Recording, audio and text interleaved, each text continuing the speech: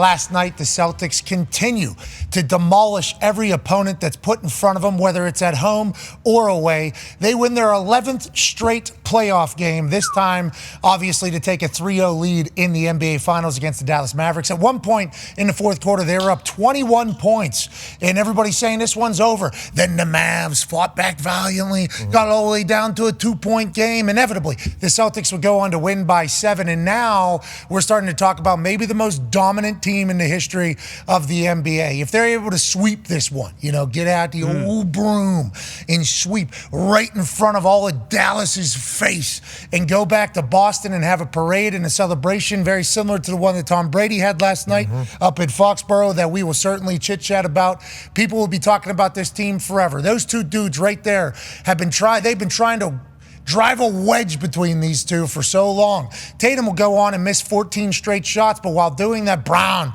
will absolutely cook. And then Tatum will get hot, and Brown will pass the ball. And then all of a sudden, who the hell are these white dudes on the Celtics making big-time plays? They have been fun to watch. It's been an incredible run. The conversation today isn't about how great they are, how dominant they are. No. It's about Luka being a liability. And Luka bitching about everything every single time he has the ball, or at times that the Mavericks are on the offensive side of the court. He ended up fouling out with 5 minutes left, which is obviously something that can happen to a star player. 6 fouls in the NBA, clear blocking foul. Now, they challenged it. He told the bench to please challenge this. This would be the second call that they challenged for Luka. Both of them would remain calls, and I love the way Luka plays the basketball. I like that he looks like he's maple syrup moving around. I like that he moves at his own pace. I like that he has his own style, his own flavor. I hate watching him play basketball right now. I hate Well said. I don't like. He just bitches all the time, and it's like, hey, Bob, I understand the refs suck. We are maybe the loudest advocates for that, but you can't every single time you're on a court, every single time something happens, just bitch because you look like a soft ass guy who should not be on an NBA court. That is literally what it is. Luka could be the next face of this entire league. Luka could put the NBA on its back. Luka has a fan base around him already because of how great he is, and he's the first guy to have 5 straight first-team All-NBAs to start an NBA career. But he is tough to watch. I'm going to be serious. I don't know if I'm the only person thinking like this. I think the world is thinking like this, and I think it's something that Luka needs to figure out. Now, Wendy cut a promo on him to SVP after the game that was fire. Yeah, unreal. Absolutely fire. I would assume Luka and his people will watch this, and then they'll see that everybody is saying to Wendy, not, hey, Suit, shut up. Not, hey, Wendy, all you've done is followed LeBron your entire... None of that. Everybody's saying... what Wendy's saying is right. Go on, Ryan. What Wendy is saying is right. So hopefully that's a little bit of a wake-up call maybe to Luka, who we all love and potentially love. Kyrie Irving shows up last night, has a big game. It doesn't matter. Nope. It does not matter with this Boston Celtics team. And obviously, we're going to chat with JaVale McGee today. Hell yeah. In the second hour. He is founder of Jug Life Foundation, which is about trying to supply clean water to those who don't have it around the globe. I read some stats. 800 million people do not have access to clean water. So he is obviously in the philanthropy world, not the business, because he's not making any money. Right. He's in the philanthropy world of trying to make that happen. I can't wait to chat with him. He's won 3 titles. He's been in the NBA for 16 years. I'm excited to get his take on it all. Not only just the Celtics being so dominant and not seemingly getting much credit throughout the entire season, entire playoffs, or in the finals. They're up 3-0. Yep. Luka's alive. This guy. This guy just doesn't. It's like, not the Celtics are phenomenal, and they'll be battling. Mavs will be maybe in the middle of an incredible run, and you look at the score, Celtics are still up 8 somehow. It's like, how does that work? Well, they got a coach who's the youngest coach to get to the NBA Finals since 1966, who's showing their team videos of MMA guys getting choked out, and while they're losing their consciousness, potentially losing their soul, they're remaining calm because that's really the only way you could be saved. He's showing the team those videos, and then on the other side, he got Luka going, "Wawa! Wawa! Wawa!" It's like, it seems like there's a different mindset. It seems like there's a different pedigree. In the championship pedigree that you dream of your team having, although this Celtics team has not won yet, they seemingly have it. 3-0 now. No team has ever come back from a 3-0 series lead in the NBA playoffs. So this one's about done. Congrats to the Celtics. Yeah. Well, hold on. Congratulations. Fox Table is here at Ty Schmidt and at Boston Connor. Way to go. Hang another band. No, it is not. Hang another band. Exactly. This is what Paul Pierce did yesterday, too. Paul Pierce, after the game, said, gas up the duck boat. This thing's cooked. But They should. I mean, I'm When sure was the last time those things were turned on? It's been a little bit. it's been too long. 2018, I guess 2019, because the Patriots, that season of 2018 ended up finishing 2019. But no, it is great to be from New England once again. The Revolution region is all the way back. The Boston Celtics, I mean, you mentioned it. They really don't get any credit, but they're at the point now where it doesn't matter. They've been criticized the entire season, and not criticized, but more so just like, well, they can win 60, 70 games, but if they don't end up winning the finals, who gives a shit? And that has been They literally got the Dak Prescott treatment. Yeah, exactly. The Boston Celtics as a team got the Dak Prescott treatment all year, where it was like, okay, yeah, they're winning, but when it matters, will they? We'll see us then. When? 5 months from now. Oh, okay. They secured a playoff spot before anybody else. I remember that whole thing happened like weeks before anybody else because of how dominant they were during the regular season. Then during the playoff run in the East, obviously the Pacers were, I got to see this up live and in person in this team. They're just, all of a sudden you blink and they're in the lead somehow, and then it's over. It's just like, it's such a dominating style of basketball. Yeah. And they have been dominant all year, and it really has been not a lot of chatter about the Celtics being great. And Greeny even said it yesterday. The Celtics were so good early, like literally from the beginning of the season, we just kind of said like, all right, off them. But then while they just shoo that out of the conversation, they're talking about how great everybody else is. Exactly. And it's like, so you shoot a team out of a conversation because of how great they are. But now you're having conversations about who's the greatest, who's the next, who's the face, who's this, while leaving them out. I just don't think you can have both. And the Celtics, I would assume, are utilizing this as motivation. And that's why whenever they're up and they're up 3-0, they understand that this is not over yet. They seem to be the most focused bunch, the least amount of drama, least amount of controversy, even though it's getting thrown at them at all times from the outside in. They're a fun team to watch. They are a fun team to watch. The culture, the style of basketball, the performance, the non-bitching. That's the best part. Never. They are not complainers at all. Missoula, not a complainer at all. He's the youngest coach in the NBA. It's a wild dynamic that Boston Celtics have kind of figured out. Well, and that's what the crazy part is to what Greeny said. Like, hey, this team's so good that, we'll talk about them when it really matters. And then when it really matters in the playoffs, it's not talking about them. It's more so after every single round, oh, well, this team in the West is going to win. No, this team in the West is going to win. They were still going to go to the finals for sure. But seriously, no matter what, it was the Nuggets, and then it was the Timberwolves after the Timberwolves beat the Nuggets, and then it was the Mavericks, who got 89% of the series bets before the series started. So it is one of those things where it's kind of almost a welcome party. Like, yeah, we are that team, and we probably will be for the next 5 years. Like, you look at these guys, sure, they are dominant. They are, very, very wise, if you will, by not bitching at all. Tatum's 26. Jaylen Brown's 27. Drew Holiday is the elder statesman. I think he's like 31. This team is a team that's going to stay together. They're all under contract, aside from Derek White, who has already said, hey, I do want to be in Boston still. And then you got stuff like that where it's... That's one of the most violent dunks I have seen. Yeah. And that's obviously they're up 15, but this is an NBA Finals. I don't care. This is game 3 of the NBA Finals. Well, if it was in a closer game, maybe. Well, it's not their fault. No. That is not their fault at all. Yeah. They would end up going up 21 after this entire run here. And then the Dallas Mavericks would start chipping away in a 22-2 run. And then all of a sudden the Boston Celtics wake up again and they end up taking the game away. But it's like, you're right. If I was a Celtics fan, I would be very easily convinced that the entire world is against us. Oh, yeah. No doubt. I mean, that is just a matter of fact. And you said something, I think, to The Miz. I think you said something to The Miz. It's always about the other team. It's always about the other team. Well, the Pacers weren't supposed to be there because they beat a hurt Knicks team. Exactly. Well, the Mavs, Luka's a liability. He hasn't been all year, right? No.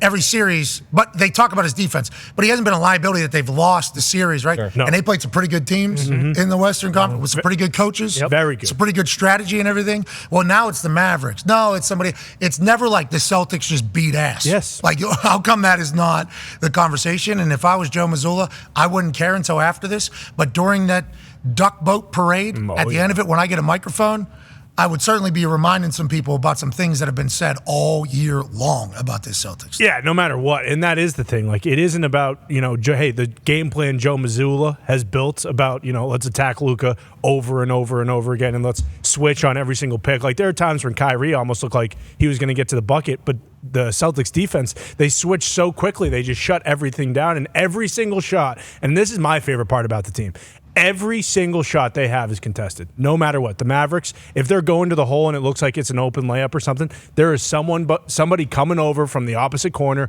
or help side, and they are putting a hand in someone's face. That is they're a blue-collar bunch. You truly are. And it goes to Joe Mazzulla. Like, that starts and ends with Joe Mazzulla. And it's not as if Mazzulla has been with this team for a long, long time. He was an assistant coach before, but he's only been the head coach for a couple of years. Like, this is his second year as the head coach, and they're already in the finals. Like, you can argue, of course, hey, Brad Stevens kind of took this team when Tatum was a guy or a young guy and Jaylen Brown was a young guy and developed them and everything like that. Maybe. Absolutely. But still having the mindset that they do. That's all Joe Mazzulla and also Al Horford, who's older than Joe Mazzulla. Controlling, like, egos and personalities, making everybody row in the same direction. Yes. Like, that is what coaches – you're supposed to cultivate a culture. Mm-hmm. That is what coaches are supposed to do. Motivate, inspire, strategize, but mostly let's make sure everybody is bought into what our team is. Everybody on the team needs to be bought into what we're trying to do, and they are. Because there's moments where they start playing like crap. Yeah, last night. They start playing like crap, and nobody blinks. And they did that. Pacers were up 18 in one of the games. Yep. Mm-hmm. Nobody blinks. Nobody cries. Nobody complains. Nobody starts pointing a finger at anybody else, even though the rest of the world is trying to. Like, hey, Tatum needs to do this. Hey, Jalen, don't you think Tatum needs to be a little bit? Hey, don't you think that Jaylen Brown needs to be a little bit better? Tatum, don't you think? Come on, you should be talked about more, shouldn't you? And they just don't. No. They just don't even bother getting into the conversation. Will they be able to handle success? Now, that's the next conversation. Exactly. Nobody's going to be able to compliment the Celtics and how dominating the run is. They're immediately going to go, can this team repeat? Will they be able to still act the same way that they act now? They're a blue-collar, humble bunch seemingly now. Are they still going to do that after the Duck Boat Parade? After they hang another banner and become the all-time leading NBA championship team over the Lakers winning another one? Will they be able to do that? Will Joe Mazzulla be able to handle the team through the successful times as opposed to just the failure times? That's going to immediately be it. For sure. And it's wild because I am not a person that sides with Boston on many things in the sports world because you guys had the greatest dynasty of all time that was celebrated last night. So wow, we don't want to hear it. Okay, that's kind of how I am. Yeah. I think that's how the whole world is, especially here in Indianapolis. There's a team that had to, square off with the Patriots throughout that entire thing, through the entire 20-year run with Peyton Manning at one half of the hammer. Cowboys Tone Diggs from Pittsburgh, the Steelers, same exact way with this. So it's hard to feel any empathy or sympathy at all for Boston people. But the conversation around the Celtics all year is hilarious. Yeah. And it has been. And if they sweep this, I can't wait to hear how they avoid giving credit to the Celtics. Yep. That's what I am pumped up about. The conversation was about how Tatum, obviously he only had 18 points the other night, even though he had, 12 assists and 9 rebounds, but he scores 31, 6 and 6, and then the conversation isn't about him. They're not talking about when he does well, and it is pretty historic because I saw something. Jalen and Tatum are the first two Celtics teammates to both have 35 and 5 in a game. And if you think about the history of the Boston Celtics and the amount of unbelievable players that they've had, Bird obviously with, Parrish, Havlicek, all those guys. McHale, like Bill the teammates, Bill, of course, but Bill was Bill, come on. But like the teammates and the teams that they have had in the history of the Boston Celtics is one thing. But then for them to be setting records within that team is a lot of the Garnett and Pierce run. Exactly, Garnett, Pierce, Ray Allen, like all of that thing. And that's not the conversation today, and that's fine. Because, it's Luka's law. Because it's Luka, and that's completely fine. Thanks a lot, Wendy. It's incredible that they're here, and it's 3-0, and it isn't finished yet. It's not over yet because, no team's ever come back. Yeah, but you lose one game, you at least get to do it at home. Yeah. For sure. I mean, it's over. For sure. No, I get he has to do that because I do the same thing. I want to jinx it. This is over. Okay? Mavericks lost. I'm sorry. Hey, good year, though. Yeah. I mean, they had a great run. Great run. Past 4. It's over. They lost. Man, the Celtics won another championship. I know. That's crazy. Not yet. Yeah, they did. Almost. Why don't we just hang that banner before the next game? There's no point in even playing the next game. I agree. There's really not. Mazzulla should just rest the boys, actually, because even the backups will be able to win this. I honestly think they could. Yeah. You guys are assholes, okay? What? all three. We're complimenting the Celtics. Yeah, no, you're not. You're doing it in the way that Pat was like, "Oh, the welcome party of Pittsburgh." What do you mean? That's what you guys are doing. No, he was and that's sincere. fine. No, that's fine. I get it. But we're almost there. Okay, Friday night for the first time ever, we finally just have a one night off and then the game again. That's the only time it's happened in this final. So we rest Porzingis. I'm not saying you rest the goddamn starters like you guys are saying and start. No, the yeah, bench. it's already You can't in. do Hayes that. in No, the you barn. can't do Let that. them all No, play. Hay is not in the barn. The Hay isn't in the barn until we are on that parade and Joe Mazzulla's cutting promos on everybody. Then we can say the Hay's in the barn. And then guess what? Got to go back to back.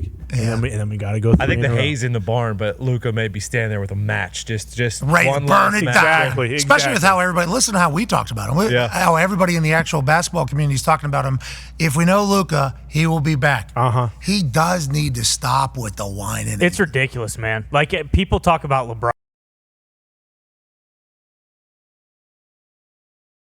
He does it a lot, but LeBron is also, either one or two of the greatest players of all time. Not saying Luka couldn't get to that level at some point, but it is, man. It's like every time you look up, he's either on the court bitching at the refs or he's going in, missing a layup, bitching at the refs. It's like, hey, guess what? If you bitch at these guys all game, like you think all of a sudden in the fourth quarter they're just going to start being like, oh, you know what? Let's give this guy who's been riding our asses for 3 games straight all the calls that we haven't given him thus far. Like, if he thinks it's going to get better, like, guess what?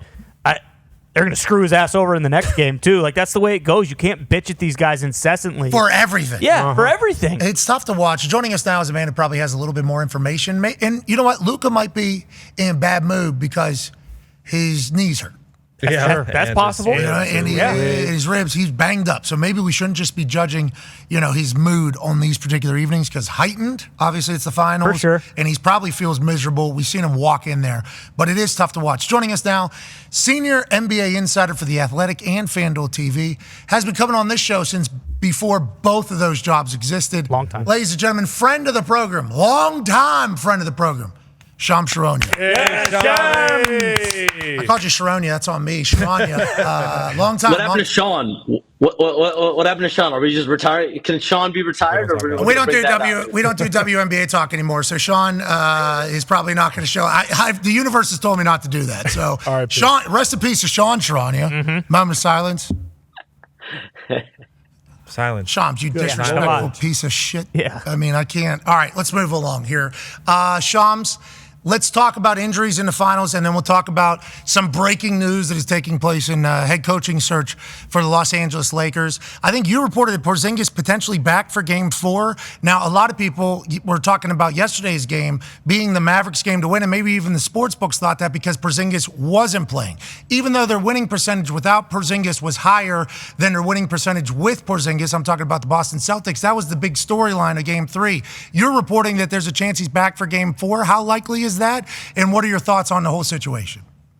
The Celtics have not ruled out Kristaps Porzingis yet. I was told last night after the game that there is a chance that he plays in Game 4. He wants to play bad. He didn't want to sit Game 3. I got a little bit more information about the injury itself. Obviously, it's a 2-part injury. It causes some swelling as well, affects the ankle area-ish, and I think that's why they were very cautious with him. Seeing his exact movements, he worked out yesterday and he moved around. They just did not, the Celtics medical staff did not feel like he was moving well enough for him to play on this torn medial. You got it. No. Sound it out. Bush League, this guy. Bush League. But now I think they're going to look at him again today. He's going to work out a little bit more. He's going to work out more on Friday, and then they're going to see, is he fluid enough? Is he moving well enough for him to go and play? It's one of the most unique injuries we have seen. I've never seen an NBA player. I'm trying to get the pronunciation. Oh, yeah. Go step back in the batter's box, Shams. Get it right. Torn medial retinaculum. This kid can't even read. I just don't allowing the dislocation. Yeah, you're doing great. Hey, don't worry about it. None of us can read that. There was actually a couple tweets that went out that looked like they were in a different language about Porzingis' injury. What it sounds like is they are going to test it. We'll see how it goes. And if I do recall, they said this decision was taken completely out of Porzingis' hands, right? It's going to be training staff and doctors that are going to tell him whether or not he can play. Yeah, this is completely the Celtics training staff. They're going to be the ones that give the green light or not, and that's really what Kristaps Porzingis wants to play extremely badly. And just imagine being out there on an elimination game against your former team in Dallas, and I think that's why he's going to give it the best he can to go. And if he's not moving well enough, they're just simply going to sit him. Okay, so let's talk about another injury in this series. And the conversation is about Luka being a liability today. Because there's a bunch of videos on the internet, on social media, of him pointing to literally nobody and then his guy banging down a three. And I think he got unlucky, too. Every video I saw, the Celtics could have easily missed the shot. Instead, they made every single one in which he was kind of in an interesting spot. He's injured, though.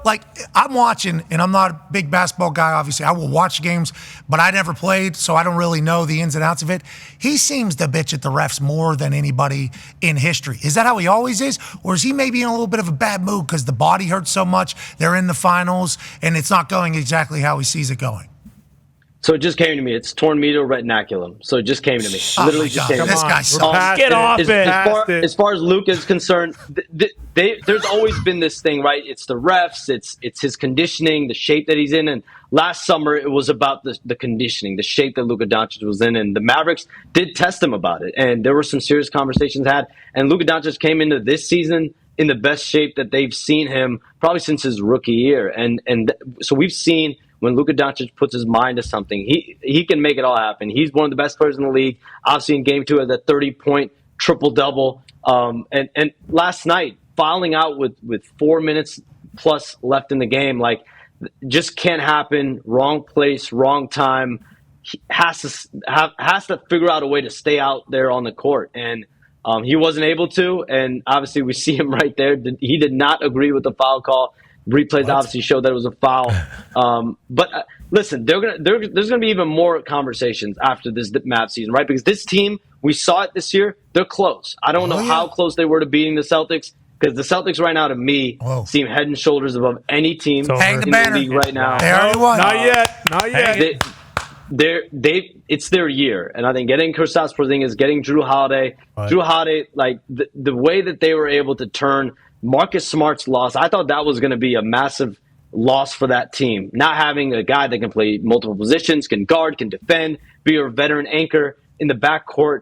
They lose him. They get Kristaps Porzingis, but they needed another guy to play that role. And just so happens that Drew Holiday falls right in their lap. Okay, so let's move away from the final series that you just said was over, and congrats to the Celtics. I just said it feels like the Celtics year. Said, if we're to go back, you were like medial retinaculum. That's it. Yeah, you did say that. You did say that a couple times. Way to go! You nailed it. We think. We don't know. We could not have corrected you if you were wrong.